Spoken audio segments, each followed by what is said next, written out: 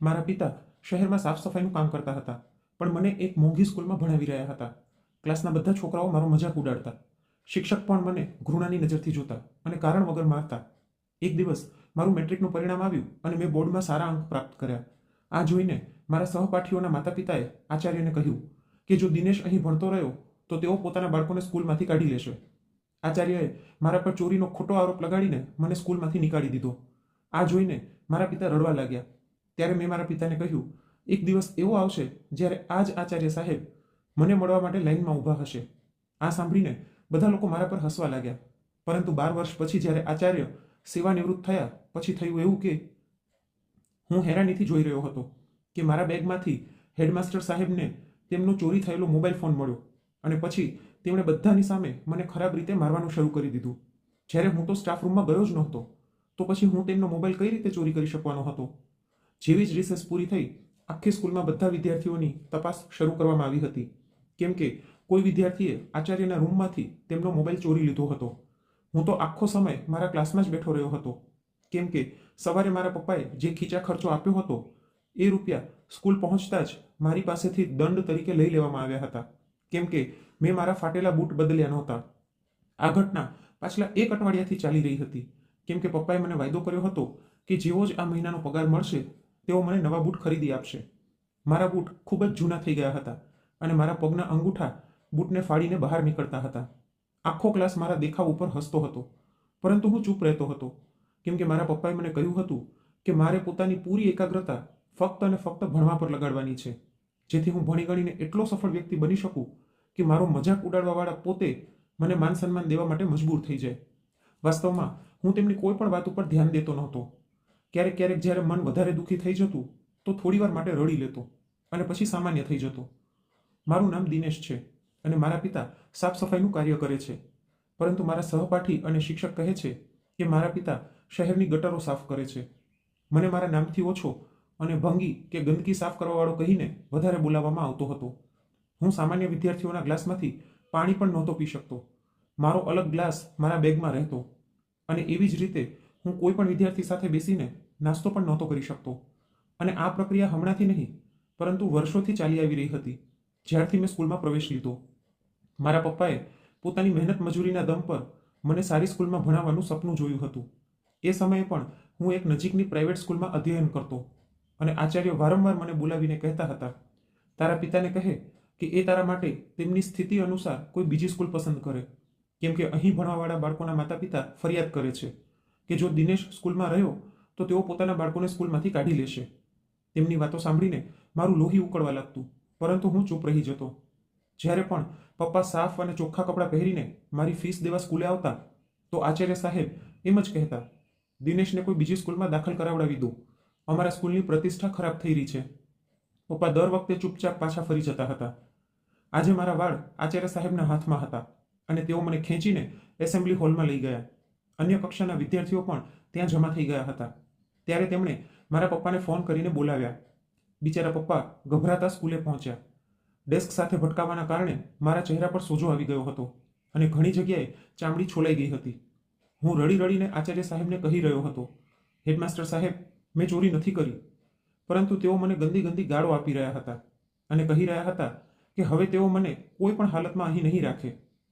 આજે સવારે હું ખૂબ જ ખુશ હતો, કેમ કે મારું મેટ્રિકનું પરિણામ આવ્યું હતું અને મેં ખૂબ જ સારા માર્ક પ્રાપ્ત કર્યા હતા. હું બાકી પરીક્ષામાં સફળ થયો હતો અને હવે અમે લોકો ઇન્ટરમીડિયેટની પહેલી કક્ષામાં બેઠેલા હતા. જેવા જ મારા પપ્પા કોલેજ પહોંચ્યા, આચાર્યએ મને ધક્કો દઈને તેમની પાસે ફેંકી દીધો અને કહેવા લાગ્યા, લઈ જા પોતાના નાલાયક દીકરાને અને આને પણ પોતાની સાથે કામ પર લગાડી દે. હું ક્યારથી સમજાવી રહ્યો હતો કે આ છોકરાનો વ્યવહાર ઠીક નથી, તું આના ભણતર પર રૂપિયા બરબાદ ન કર, પરંતુ તે મારી વાતને ગંભીરતાથી લીધી નહીં. હવે જો આણે કેટલી નીચી હરકત કરી છે. સ્ટાફ રૂમમાં જઈને આણે ન ફક્ત મારો મોબાઈલ ચોર્યો, પરંતુ એક અન્ય શિક્ષકનું પર્સ પણ ચોરવાનો પ્રયાસ કર્યો. જ્યારે તેઓ બાથરૂમ ગયા હતા ત્યારે આને રવિએ જોઈ લીધો. રવિ મારા કક્ષા શિક્ષક હતા અને મારાથી ખૂબ જ નારાજ રહેતા હતા. પપ્પા હવે અવિશ્વાસથી મારી તરફ જોઈ રહ્યા હતા. મારો જખમી ચહેરો અને હોઠ પાસેથી વહેતું લોહી તેમના મનને ભાંગી રહ્યું હતું. હું રડતા રડતા બોલ્યો, પપ્પા, મેં કોઈ ચોરી નથી કરી. હું તો આજે રિસેસમાં પણ ક્લાસની બહાર નહોતો ગયો, કેમ કે મારો ખીચા ખર્ચ તો હર સમયે કોઈને કોઈ દંડમાં કપાઈ જાય છે. હું તો ઘણા દિવસોથી ક્લાસમાં જ બેઠો રહું છું. પપ્પાએ મારી વાત સાંભળીને મને પોતાના ગળે લગાડી લીધો અને પોતે રડતા રડતા આચાર્યની સામે હાથ જોડીને બેસી ગયા અને બોલ્યા, સર, કૃપા કરીને મારા દીકરાને કોલેજમાંથી ન નીકાળો. આની જિંદગી બરબાદ થઈ જશે. જો આણે કોઈ ભૂલ કરી છે તો એના બદલે હું ક્ષમા માંગી લઉં છું. પરંતુ આચાર્યએ તેમની કોઈ વાત સાંભળી નહીં અને સુરક્ષા ગાર્ડને બોલાવવા લાગ્યા, જેથી તે અમને બંનેને કોલેજની બહાર નીકાળી શકે. આ જોઈને મેં પપ્પાનો હાથ પકડીને તેમને ઊભા કર્યા અને કહ્યું, પપ્પા, રડો નહીં. આજે આ લોકો મારા ઉપર ખોટો આરોપ લગાડીને આ કોલેજથી નીકાળી રહ્યા છે. પરંતુ તમે જોજો, એક દિવસ એવો જરૂર આવશે જ્યારે આ જ લોકો મને મળવા માટે સમય માંગતા હશે. ખબર નહીં એ સમયે મારા અવાજમાં એવું શું હતું જેને સાંભળીને પપ્પા ચૂપ થઈ ગયા, પરંતુ બાકી લોકો મારા પર હસવા લાગ્યા. મેં મારા આંસુ લૂછ્યા, મારું સ્કૂલ બેગ ઉપાડ્યું અને પપ્પાનો હાથ પકડીને બહાર નીકળી ગયો. પહેલાં પણ ઘણી વખત બધાની સામે મારું અપમાન કરવામાં આવતું હતું, પરંતુ આ વખતે જે કંઈ પણ થયું તેણે મારા માસૂમ મનને અંદર સુધી ઝંઝોળી નાખ્યું હતું. ઘરે પહોંચીને પપ્પા ખાટલા પર બેસીને રડવા લાગ્યા અને મમ્મી મારો હાલ જોઈને રડતા રડતા મને દવા લગાડવા લાગી. મેં તેમને સમજાવ્યા કે તેઓ ચિંતા ન કરે. ઘણા દિવસો સુધી હું મારા ઘાયલ ચહેરાના કારણે ઘરે જ રહ્યો, પરંતુ જેવી જ તબિયત થોડીક ઠીક થઈ, હું સીધો મારા એક મિત્રની પાસે પહોંચ્યો, જેના પર મને પૂરો વિશ્વાસ હતો કે એ મારી મદદ જરૂર કરશે. તે પાછલા 6 મહિનાથી એક ડૉક્ટરના ક્લિનિકમાં કામ કરી રહ્યો હતો અને તેણે મને ઘણી વખત કહ્યું હતું કે ડૉક્ટરને કોઈ એવા છોકરાની જરૂરત છે જે સફાઈની સાથે પાટાપિંડી કરી શકે અને દર્દીઓને સંભાળી શકે. મને પોતે પણ શોખ હતો કે હું પણ એક દિવસ ડૉક્ટર બનું, પરંતુ હું એ પણ સારી રીતે જાણતો હતો કે ડૉક્ટર બનવા માટે ઘણા બધા રૂપિયાની જરૂરત હોય છે.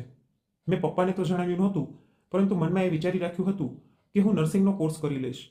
મારા આ મિત્રનું નામ સંજય હતું અને તે એક સારા ભણેલા ગણેલા પરિવારથી સંબંધ રાખતો હતો, પરંતુ પોતાના શોખના કારણે તે ભણવાની સાથે સાથે એક ડૉક્ટરની પાસે કામ પણ કરતો હતો. ડૉક્ટર તેના કામથી એટલા સંતુષ્ટ હતા કે તેમણે સંજયને પોતાના ભાઈની દવાની દુકાન પર બપોરના 3 વાગ્યાથી રાતના 10 વાગ્યા સુધી નોકરી પર રાખી લીધો હતો. મારો આ મિત્ર બાકી લોકોથી બિલકુલ અલગ હતો. જ્યાં સુધી અમે સાથે ભણતા હતા તેણે મારું ખૂબ ધ્યાન રાખ્યું અને પોતાના ઘરેથી મારા માટે ખાવા પીવાની વસ્તુઓ પણ લાવતો હતો. જ્યારે મેં એને પોતાની સમસ્યા જણાવી તો તે ગુસ્સામાં આવી ગયો અને બોલ્યો, યાર, એ પ્રિન્સિપલ તો સીધો એ જ ઈચ્છતો હતો કે તું એ કોલેજમાં ન ભણે, બીજું કોઈ કારણ નથી. તારા માર્ક્સ આટલા સારા આવ્યા છે કે તેમના બાકીના છાત્રો એટલા માર્ક્સ ના લાવી શક્યા. હું પણ આ વાતને સમજતો હતો, પણ હશે. સંજય મને પોતાની સાથે ડૉક્ટર સાહેબ પાસે લઈ ગયો. ડૉક્ટરનું નામ વિરલ ગાવડે હતું અને તેઓ વિદેશથી ભણીને આવ્યા હતા, એટલા માટે તેમના વિચાર બીજા લોકો કરતાં અલગ હતા. તેમણે મને અમુક જરૂરી વાતો પૂછી અને પછી કહી દીધું કે હું કાલથી જ તેમના ક્લિનિકમાં કામ શરૂ કરી દઉં.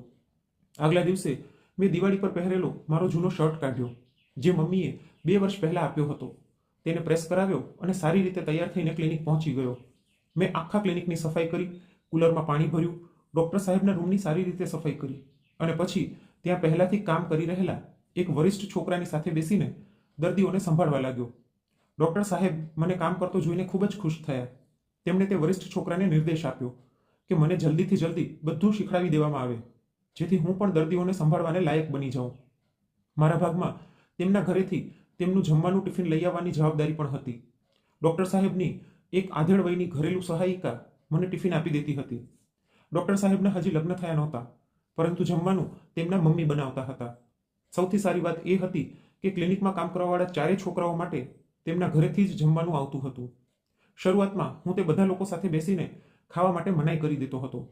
એટલે એક દિવસ ડૉક્ટર સાહેબે મને બોલાવીને મારી મુશ્કેલી પૂછી.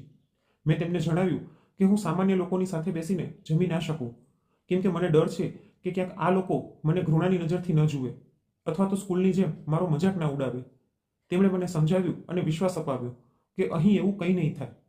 મને ત્યાં કામ કરતા હવે 3 મહિના થઈ ગયા હતા.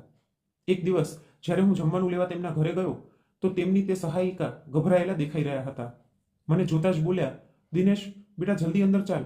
મેડમ એટલે કે ડૉક્ટર સાહેબના માતા સીડીઓ પરથી પડી ગયા છે. આ સાંભળીને હું દોડીને અંદર ગયો. તેમના માથામાંથી ખૂબ જ લોહી વહી રહ્યું હતું. એ દિવસે ડૉક્ટર સાહેબને એક જરૂરી મીટિંગ માટે સવારથી જ મોટી હોસ્પિટલે જવું પડ્યું હતું અને તેઓ હજી સુધી પાછા આવ્યા નહોતા. મેં તરત નિર્ણય લીધો અને તરત જ એમ્બ્યુલન્સને ફોન કર્યો. જ્યાં સુધી એમ્બ્યુલન્સ પહોંચે મેં પ્રાથમિક ઉપચાર તરીકે તેમના માથા પર ટાઈટ પટ્ટી બાંધી દીધી. મને જ્યારે એ ખબર પડી કે તેમને મધુમેહ એટલે કે શુગરની બીમારી છે તો મેં તરત જ મશીન મંગાવીને તેમનું શુગર લેવલ ચેક કર્યું. તેમનું શુગર લેવલ ખૂબ જ ખતરનાક રૂપથી નીચું પડી ગયું હતું. મેં તરત જ સહાયિકાને કહ્યું કે તેઓ જ્યુસ બનાવીને લાવે. લગભગ 20 મિનિટમાં એમ્બ્યુલન્સ પહોંચી. ત્યાં હાજર એમ્બ્યુલન્સ કર્મીઓએ પણ આ જોઈને મારા વખાણ કર્યા કે મેં સમય પર સમજદારી અને સૂઝબૂઝ દેખાડી. મેં ઘરના નંબર પરથી જ ડૉક્ટર સાહેબને ફોન કરીને સૂચિત કરી દીધા હતા. તેઓ ગભરાઈ ગયા અને તરત તે હોસ્પિટલની તરફ રવાના થઈ ગયા જ્યાં હું તેમની માતાને લઈને જઈ રહ્યો હતો. જ્યાં સુધી ડૉક્ટર સાહેબ ના પહોંચ્યા મેં મેડમનું ખૂબ જ સારી રીતે ધ્યાન રાખ્યું. ડૉક્ટર સાહેબ પોતાની મમ્મીને ખૂબ જ પ્રેમ કરતા હતા કેમ કે તેમના પિતાએ તેમના નાનપણમાં જ બીજા લગ્ન કરીને પહેલી પત્નીને છૂટાછેડા આપી દીધા હતા. જ્યારે ડૉક્ટરોએ તેમને કહ્યું કે જો દિનેશે સમય પર જ્યુસ ન પીવડાવ્યું હોત તો તેમની તબિયત હજી વધારે બગડી જાત. આ સાંભળીને સાહેબે મને ગળે લગાડી લીધો અને રડવા લાગ્યા. મેં પહેલી વખત લોકોનું આવું રૂપ જોયું હતું જ્યાં એક સાધારણ વ્યક્તિને પણ માણસ સમજવામાં આવે છે. હું પોતે પણ ડૉક્ટર સાહેબને ગળે વળગીને રોઈ પડ્યો. આ મારી જિંદગીનો સૌથી મુખ્ય વળાંક હતો. ડૉક્ટર સાહેબ અને તેમના માતાજી હવે મને પોતાના બાળકથી પણ વધારે સ્નેહ દેવા લાગ્યા હતા. ડૉક્ટર સાહેબ પહેલાથી જ મારી સ્થિતિથી પરિચિત હતા, પરંતુ જ્યારે તેમના માતાજીને મારા વિશે બધી ખબર પડી તો તેમણે ડૉક્ટર સાહેબને કહ્યું કે આ છોકરાનો ભણવામાં રેકોર્ડ એટલો સારો છે તો આ ભણાવવાને લાયક છોકરો છે. તેઓ મને ભણાવવા માંગતા હતા. એ દિવસ મારા માટે એવો હતો જાણે કોઈ આંધળાને અચાનક દ્રષ્ટિ મળી ગઈ હોય. તેમણે મારો દાખલો કરાવ્યો અને હું કાયદેસર કોલેજ જવા લાગ્યો. ત્યારે મારા મનમાં એક વિચાર આવ્યો કે મારે ડૉક્ટર બનવાને બદલે બીજો કોઈ એવો તાકાતવર વ્યવસાય કરવો જોઈએ જેમાં મારી પાસે એટલો અધિકાર હોય કે લોકો મારાથી ડરે પણ અને હું તે ઓળખાણથી પણ છુટકારો મેળવી શકું જે લોકો મને એક સફાઈ કર્મી, ગંદકી સાફ કરવાવાળો કે નીચી જાતિનો વ્યક્તિના રૂપમાં આપતા હતા. હું ઈચ્છતો હતો કે એ લોકો પણ મને સન્માનથી જુએ. કોલેજથી પાછો આવીને હું ડૉક્ટર સાહેબના ક્લિનિકમાં કામ પણ સંભાળતો હતો. પછી તેમણે મને કહ્યું કે હું મારા અભ્યાસ ઉપર પૂરું ધ્યાન દઉં. આ તેમની જ પ્રાર્થના અને મહેનતની અસર હતી કે બીજા વર્ષમાં એક સફાઈ કર્મીના દીકરાએ બોર્ડમાં 3જી પોઝિશન મેળવી લીધી હતી. મારા માતા પિતા તેમના ખૂબ જ આભારી હતા અને વારંવાર એમ જ કહેતા હતા કે ડૉક્ટર સાહેબ અમારા માટે કોઈ સામાન્ય વ્યક્તિ નહીં પરંતુ સાક્ષાત દેવદૂત છે. અને એ જ હકીકત હતી. ક્યારેક ક્યારેક હું વિચારતો કે જે આશ્રયમાં અમારા જેવા પ્રિન્સિપાલ દયાશંકર હોય છે ત્યાં જ ભગવાને ડૉક્ટર વિરલ જેવા નેકદિલ વ્યક્તિ પણ પેદા કર્યા છે. મારાથી નાના મારા 3 ભાઈઓએ પણ પોતાનો અભ્યાસ ચાલુ રાખ્યો હતો. મારા વિચાર અને સમજદારી દિવસે ને દિવસે વધતી જતી હતી. એક સારા વાતાવરણમાં શિક્ષા પ્રાપ્ત કરવાના કારણે હું હવે પૂરી રીતે એક જવાબદાર વ્યક્તિ નજર આવવા લાગ્યો હતો. જ્યારે ડૉક્ટર સાહેબે મને મારા ભવિષ્ય વિશે પૂછ્યું તો મેં તેમને પોતાની ઈચ્છા જણાવી. તેઓ મારી વાત સાંભળીને ઘણીવાર સુધી હસતા રહ્યા અને પછી બોલ્યા, દિનેશ, તું હકીકતમાં સમાજમાં મળેલી અપમાનજનક સ્થિતિનો બદલો લેવા માંગે છે? શું તને નથી લાગતું કે જો તારા હાથમાં શક્તિ આવી ગઈ તો તું પણ એ જ અત્યાચારી વ્યવસ્થાનો ભાગ બની જઈશ? હું તેમની વાતને ઘણીવાર સુધી વિચારતો રહ્યો અને સાચું કહું તો તેમણે બિલકુલ સાચું કહ્યું હતું. બની શકે કે હું લોકોથી બદલો લેતા લેતા પોતે પણ કઠોર અને અન્યાયી બની જાઉં. છતાં પણ તેમણે મારી ઈચ્છાનું સન્માન કર્યું અને મેં એક સારા કોલેજથી સ્નાતકની ડિગ્રી મેળવી લીધી. તેમની ભલામણથી મેં પોલીસ વિભાગમાં ભરતી લઈ લીધી.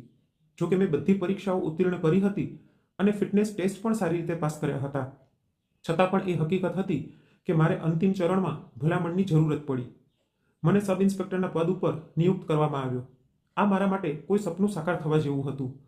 મારી સાથે મારા માતા પિતાના આશીર્વાદ અને પ્રાર્થનાઓ હતી અને ડૉક્ટર સાહેબના માતાજીની પ્રાર્થનાઓ પણ. ડૉક્ટર સાહેબ મને પોતાના નાના ભાઈ જેવો માનતા હતા.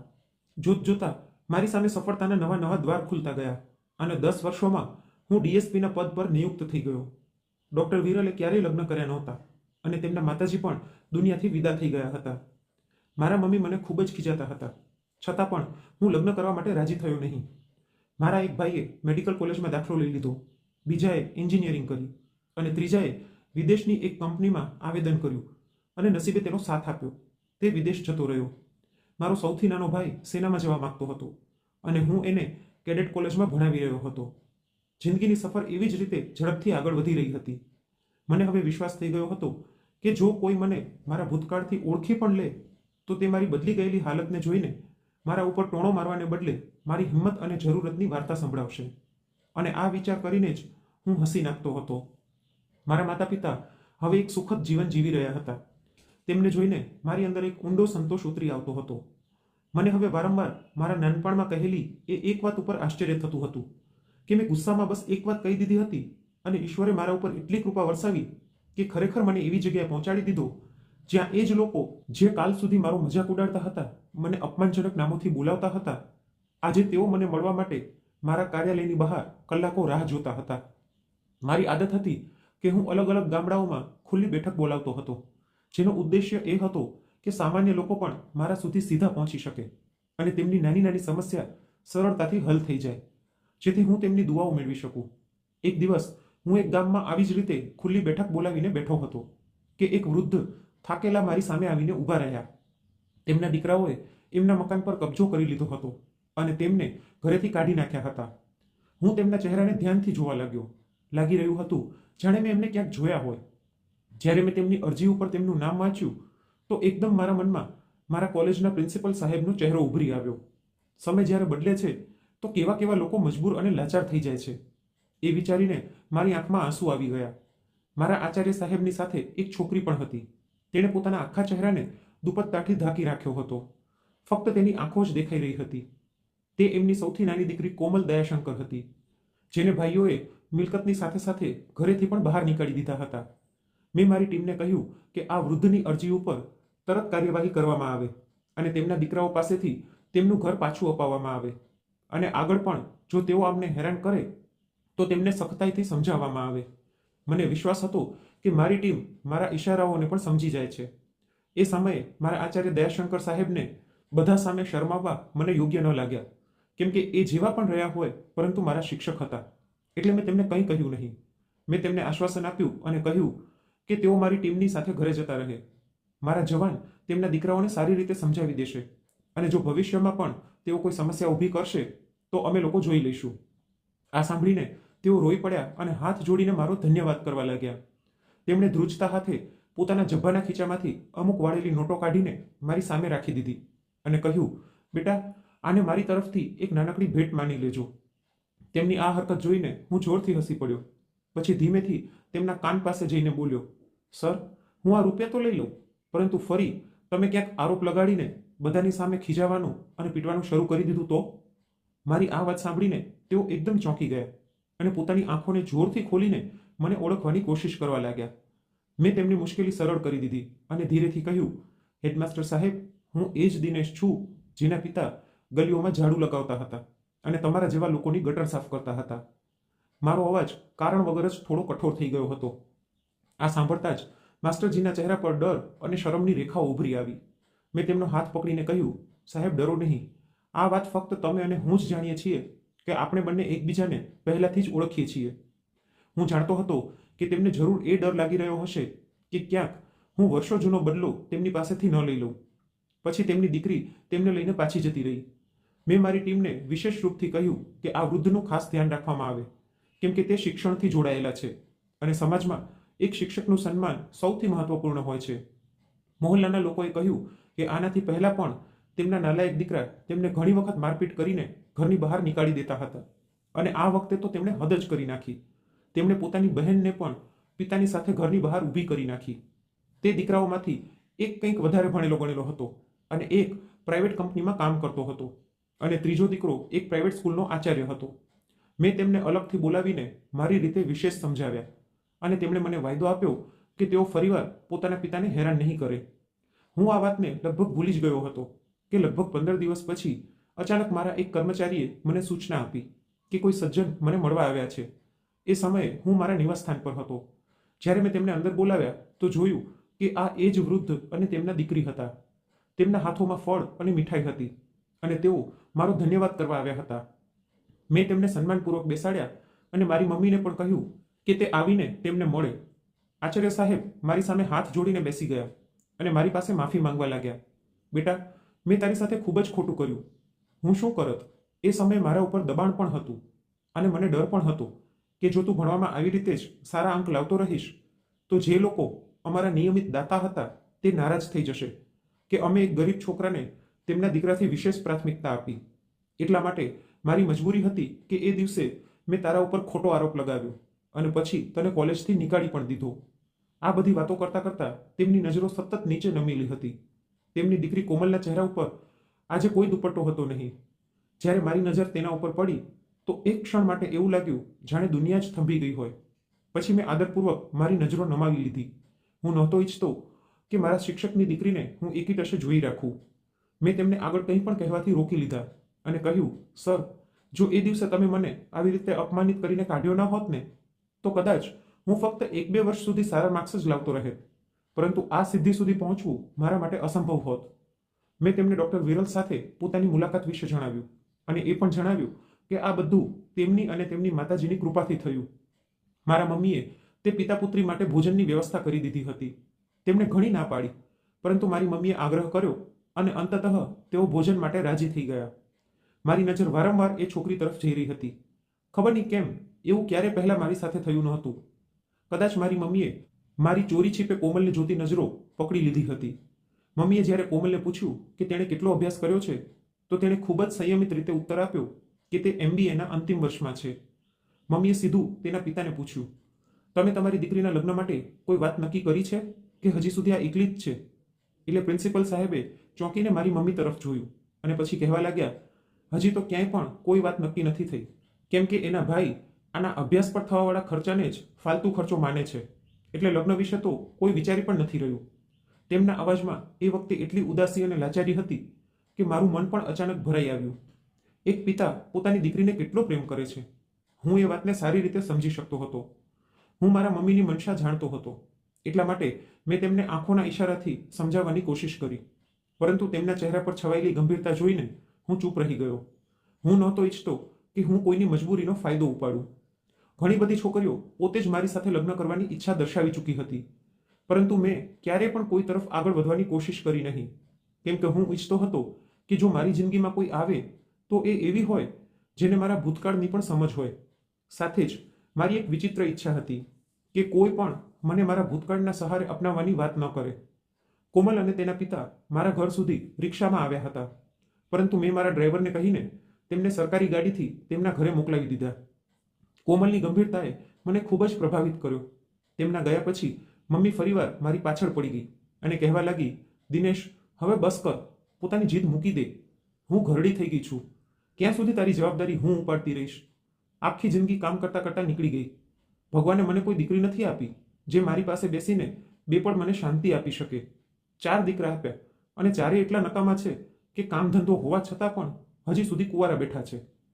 મમ્મીએ અંતમાં એક પારંપરિક માની જેમ રડવાનું શરૂ કરી નાખ્યું. મને મમ્મીની આ જ આદતથી ડર લાગતો હતો. આખરે મેં બધી જવાબદારીઓ તેમના ઉપર મૂકી દીધી. રાત્રે હું મારા સ્ટડી રૂમમાં બેસીને મારી વીતેલી જિંદગી વિશે વિચારતો રહ્યો. ધન અને પદ વ્યક્તિની જાતિ, વર્ગ અને તેની બધી જ કમજોરીઓને ઢાંકી દે છે. એક ઊંડો શ્વાસ ભરીને મેં ભગવાનનો ખૂબ આભાર માન્યો કે તેમણે મને મારી હેસિયત કરતાં ક્યાંય વધારે આપી દીધું હતું. થોડાક જ દિવસોમાં મમ્મીએ કોમલના પિતા સાથે વાત કરી. તેમણે તો જાણે પહેલાથી જ રજામંદી આપી દીધી હતી અને તરત હા કહી દીધી. પરંતુ મેં મમ્મીને કહ્યું કે હું કોમલ પાસે તેની રજામંદી લીધા વગર લગ્ન નહીં કરું. પછી મેં તેની સાથે વાત કરી અને મારા વિશે એક એક વાત જણાવી દીધી. તેના જવાબમાં તેણે એક એવી વાત કહી જેને સાંભળતા જ મેં તરત નક્કી કરી લીધું કે આ છોકરી જ મારા નસીબની હકદાર છે. તે કહેવા લાગી, ભગવાને તમને પહેલા મુશ્કેલીઓથી પસાર કર્યા જેથી પછીથી તમને શ્રેષ્ઠ વસ્તુઓ આપી શકે. હવે જો તમે મને પોતાની જિંદગીમાં સ્વીકાર કરો છો તો હું તેને મારી ખુશકિસ્મતી સમજીશ. 1 મહિના પછી ખૂબ જ ધામધૂમથી અમારા લગ્ન થઈ ગયા. કોમલના પિતા ખૂબ જ ગર્વથી લોકોને મારો પરિચય કરાવતા રહ્યા કે આ મારા ખૂબ જ મેધાવી છાત્ર હતા જે આજે પોતાની મહેનત અને ઈશ્વરની કૃપાથી આ હોદ્દા ઉપર પહોંચ્યા છે. હું લોકોના ચહેરા જોતો રહ્યો, હસીને બધાની વધામણી સ્વીકાર કરતો રહ્યો. કોમલ મારી તરફ જોઈને શરમાળ અંદાજમાં હસી રહી હતી. મારા માતા પિતા અને મારા 3 ભાઈઓ ખૂબ જ ખુશ હતા અને હું પોતે પણ ખૂબ જ સંતુષ્ટ હતો. નિસંદેહ ઈશ્વર સૌથી શ્રેષ્ઠ પાલનહાર છે જે પોતાની સૃષ્ટિના દરેક દુઃખ પર પોતાની કૃપાનું મલમ અવશ્ય લગાવે છે. બસ વ્યક્તિએ ધૈર્ય રાખવું જોઈએ. તો મિત્રો, આ પ્રેરણાદાયક વાર્તાનો નૈતિક સંદેશ એ જ છે કે ધૈર્ય, પ્રામાણિકતા અને સારા ઈરાદાથી કરવામાં આવેલી મહેનતનું ફળ ઈશ્વર જરૂર આપે છે. તો આજની આ વાર્તા વિશે તમે શું કહેવા માંગશો તે કોમેન્ટ કરીને જરૂરથી જણાવજો. અને જો વાર્તા ગમી હોય તો લાઈક કરીને વધુમાં વધુ શેર પણ કરજો. અને આવી જ અવનવી વાર્તા સાંભળવા માટે ચેનલને સબસ્ક્રાઇબ